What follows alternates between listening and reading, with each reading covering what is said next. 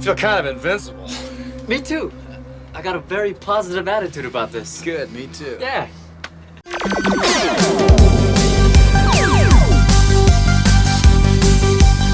Hey everyone, this is the Movie Maniac. Thank you for watching and hello to new and returning subscribers.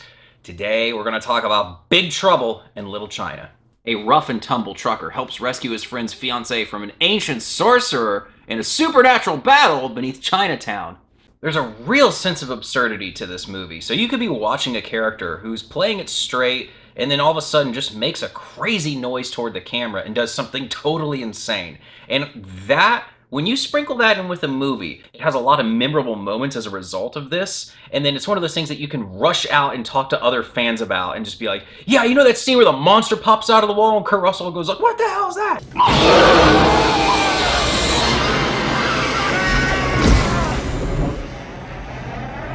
Come out no more.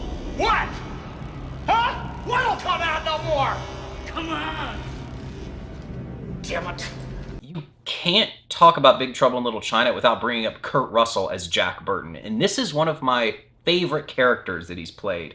And there's been a lot of movies since this film's release where they try and take inspiration from Jack Burton. There's always one critical thing missing, and they can't ever truly get it right, and that's because Jack Burton could, in theory, fool some people into having them believe that he's a badass. But he's really not. He's just your regular guy. He's this trucker, and the whole thing is a facade. He's not actually a badass. When he works his way out of situations, it's usually just through dumb luck. There's a lot of vulnerabilities and flaws that he has, and the movie shows that to you along the way. Let's you and me have a little talk, friend. What? Where'd you get that?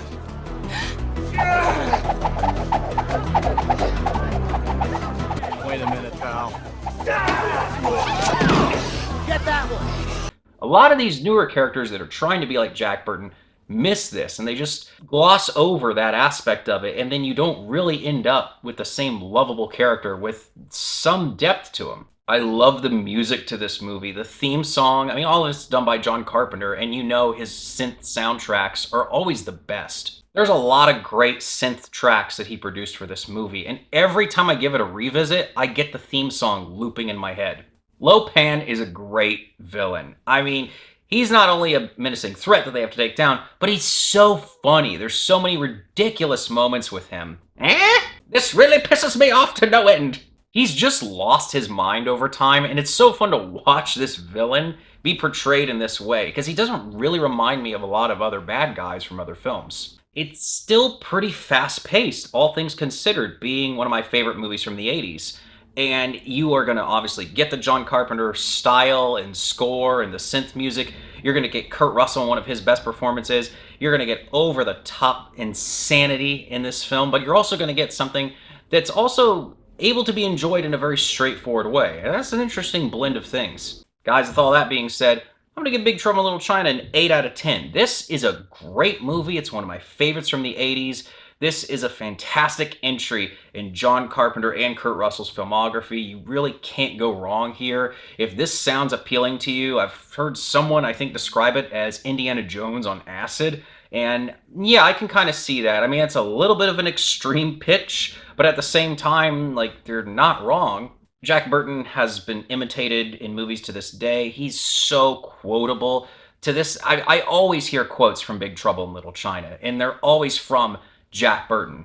And I mean, that really tells you something, that it has that kind of staying power. This is one of those flicks where people get together in groups and sit down and watch it and are just howling with laughter throughout the runtime. And when they're not doing that, they're pretty much just absorbed into the movie and wrapped up in its story and its execution. Like I said, it's still pretty fast-paced, all things considered. It's one of my favorite Carpenter films, one of my favorite Russell movies, and this is just an all-around big recommendation if you haven't seen it.